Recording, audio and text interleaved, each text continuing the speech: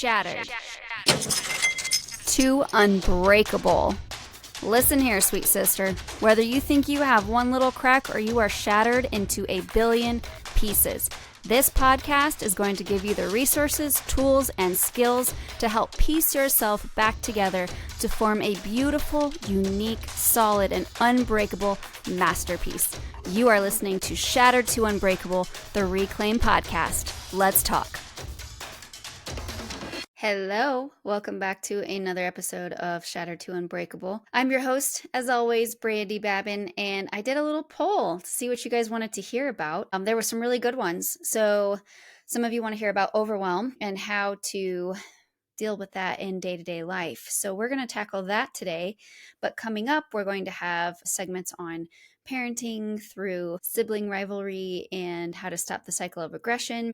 And then we will talk about the fitness and wellness side. I'm going to have a guest speaker on. So you guys are going to get everything you want to know about that. And then I'm also going to have a special guest on to talk about ADHD, how to recognize it and how to cope with it in day-to-day life, whether it's in you or your children. So lots of great stuff coming up. I do want to do a relationship or marriage segment. However, I have got my relationship coach just had her baby. So yay for her, but she's going to be out for a minute on maternity leave. However, I do have two really good friends who have agreed to be on the podcast to talk about their marriages because they're going really well. So I want to know their secrets. I'm obviously not one to talk about a marriage going well. So we're not going to do that. I'm going to have people on that actually know what they're talking about. I can tell you what not to do. And that's sometimes very valuable as well.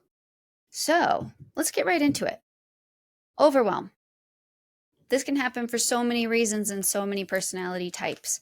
So I'm going to tell you what I know, and it might not be what's going on in your life, or it might be. So you never know. Overwhelm can happen for many different reasons. One of them is actually ADHD, and I'm learning a lot about that and what it looks like in the day-to-day. So yeah, I think I might have a tinge of that. But that might be one of the reasons you feel overwhelmed, because your brain just won't settle down and it gets distracted quite often. So you don't feel like you can stay on task. Well, stay tuned for the ADHD episode on that. One of the reasons I get overwhelmed is because I have an emotional tribal wave. So I'm either really high or I'm really low. And then I have these neutral periods.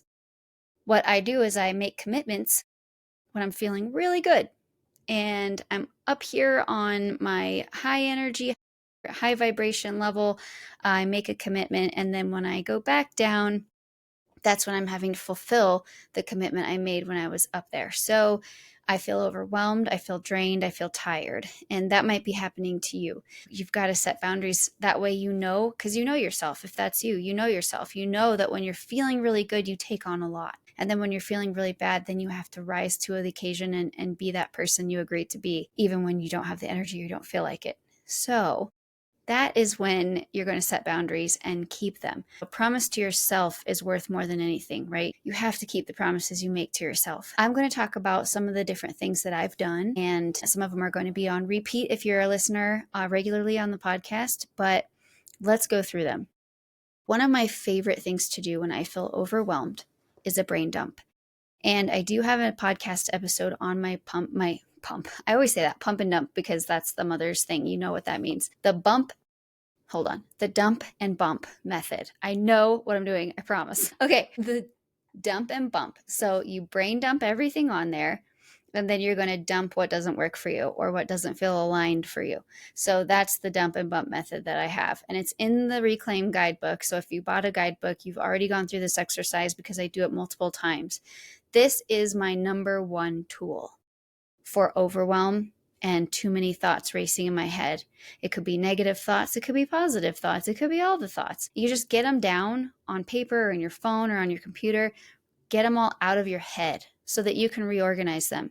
Because if they're just living in your head, they're like swimming around in this pool. Like, get them out of the pool and then line them up. And then the ones that can go back in the pool, you let in the pool. So that's what I do. Brain dump everything. How does this look day to day?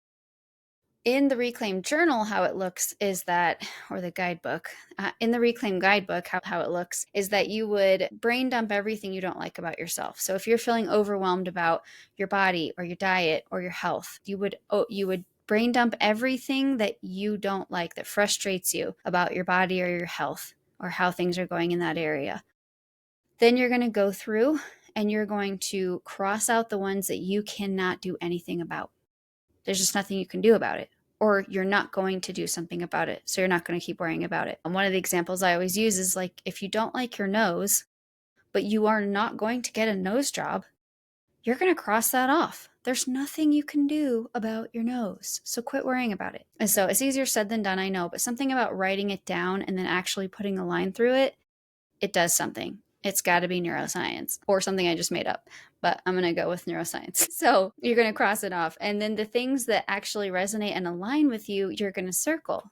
Like if something you don't like about you is that you don't have any energy, but you know that you have energy if you eat a good breakfast or if you have a smoothie first thing. You know your body now, you know.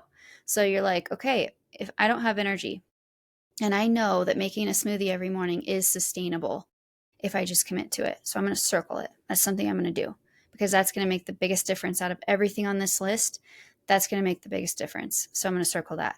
And you just circle one or two things that are really going to make a difference. And then you commit to that and you make yourself a promise and you keep that promise to yourself. If you're looking at overwhelm in your schedule, brain dump everything you have to do, whether it's throughout that day or the week or both. You can do, what do I have to do this week? What do I have to do today? You can even do a monthly one. And then you're going to break it down and say, all right, what of these activities are not serving me or my family? What is most stressful? What is draining the energy from us? And you're going to cross those things out. And if you can stop doing those things or get rid of those things, stop. It's not worth the stress that it's causing you. If it doesn't bring glory to you, your family, and God, whatever, cross it off and say no more. If it aligns with you, then you circle it. You're like, I'm going to keep doing this. So this is priority. This needs to go in my schedule. And of course, there are things like your job where you really can't cross it off even if you hate it, right? You can go get a new job, though. You can start looking. But so if you have to go to work, obviously that's something that's going to go into your schedule. But are there clubs you're a part of that maybe aren't serving you anymore? Or are there friends you're still making dates with that really don't serve you anymore? Is there something that you're doing that you could do more efficiently? I used to go shopping at the store. Now I order it and it's delivered. That was a huge thing for me that I shifted to not feel so overwhelmed. I hated going to the store. So now I just order my groceries. So there's little things you can do to lessen your load possibly. But if you get it all down, you can really look at that and say, okay, what is draining me the most?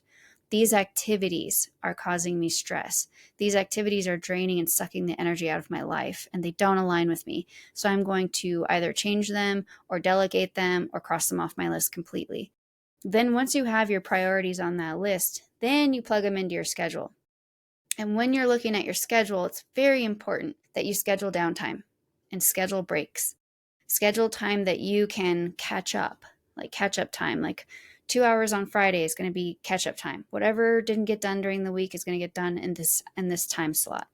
Or I like scheduling things in 30-minute chunks because I need rest and I need to eat, and I always forget to do those things. So I schedule like 30 minutes of this and then break, get up, walk around, eat something, and then get back to it. If it's a project I know that I want to just sink 3 hours into, focus time and energy, then I'll plan something light in the morning, I'll eat, and then I'll take a break, and then I'll get ready for this 3-hour power through, and I'll just have at it. Oh my gosh, I don't know if that was an angel or an orb or what, but something just floated down. Probably a piece of dust, but I'm just going to pretend there's an angel here with me. Did you guys see that? Well, if you're listening, you didn't see it. Sorry, tangent. Okay, so I just got excited like, oh, there's an angel here. Okay.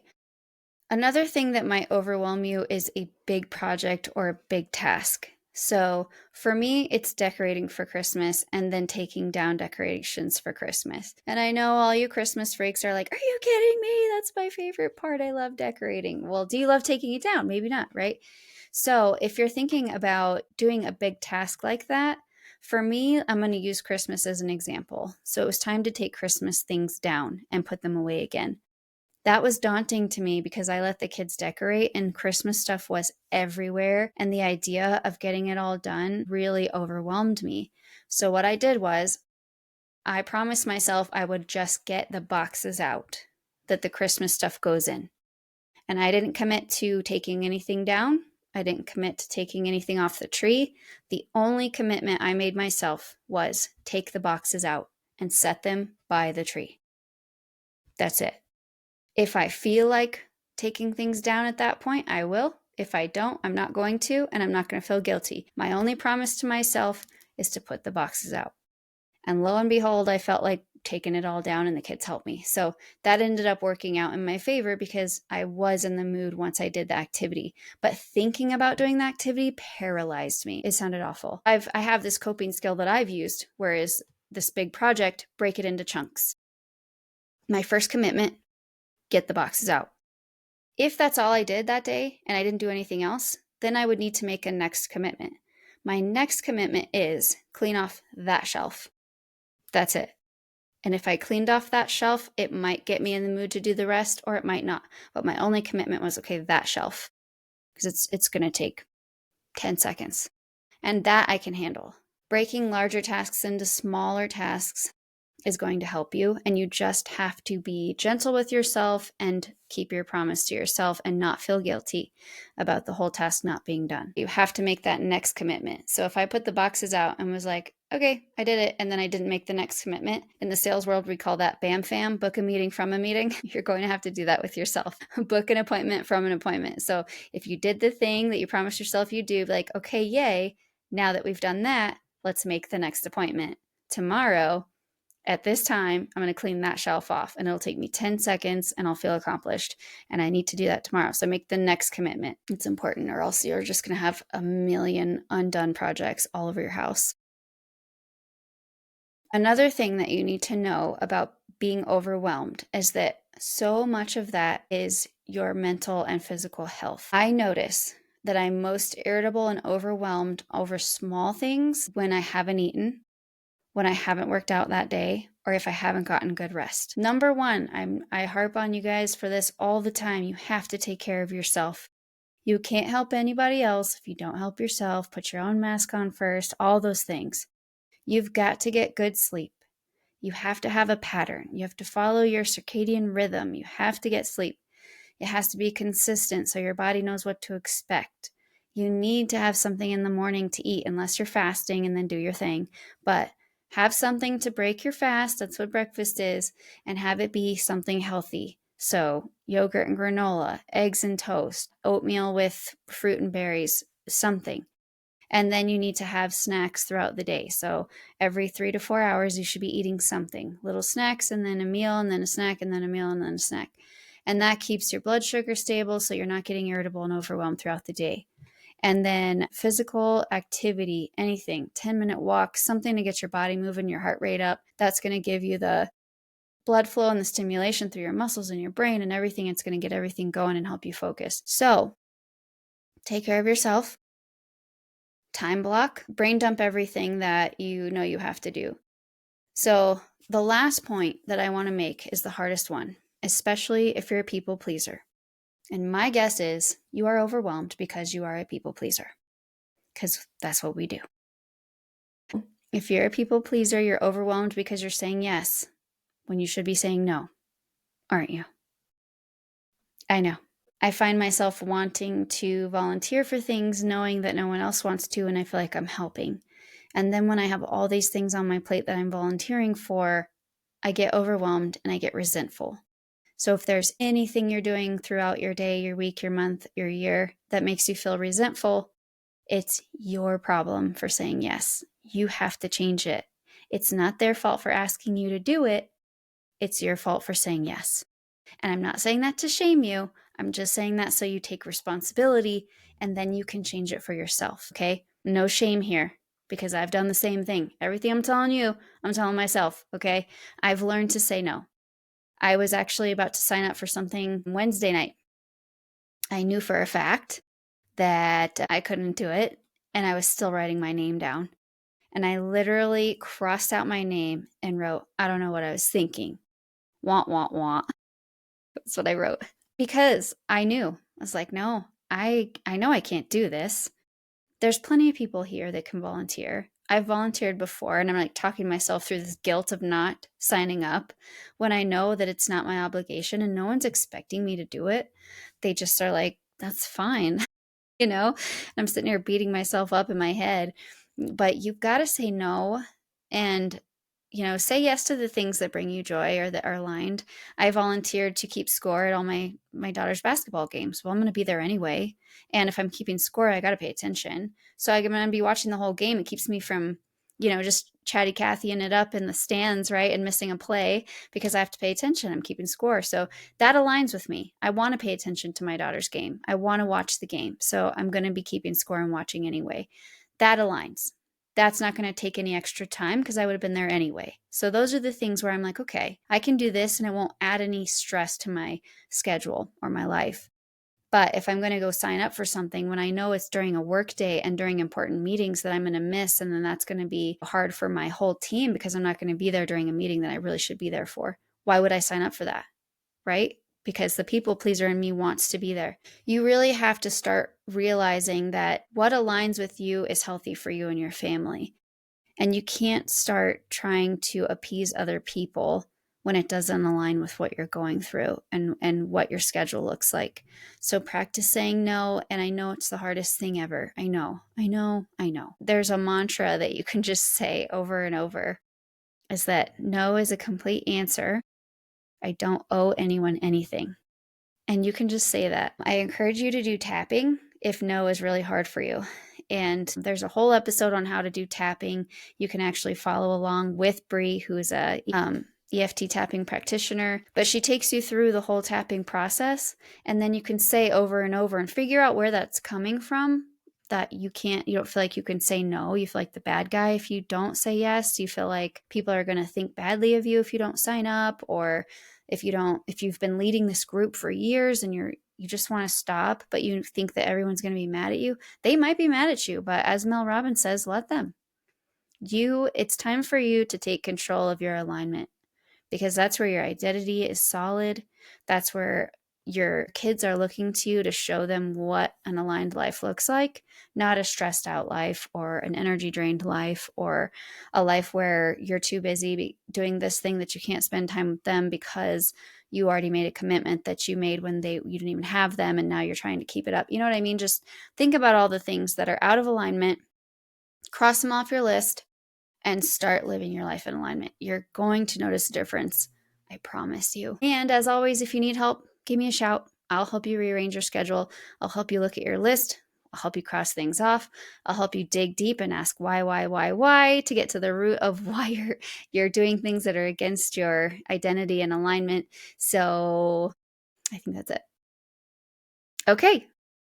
So conquering overwhelm. Brain dump, categorize, delegate, cross off, prioritize, put it in your schedule time for breaks, take care of your body, and learn to say no. I love you guys. Stay sparkly. I'll see you next week. Thanks for hanging out with us today. I just wanted to remind you about the resources we have on the reclaimstrategy.com. That is Reclaim University with free downloads. It's the Reclaim Guidebook, access to Kintsugi classes and events. So go ahead and take a look. Also, please share this podcast with anybody that you think might need to hear these messages. And if you haven't already and you think we deserve it, give us a 5-star rating. That just helps our reach. So I love you guys. Stay sparkly, and we will see you next week.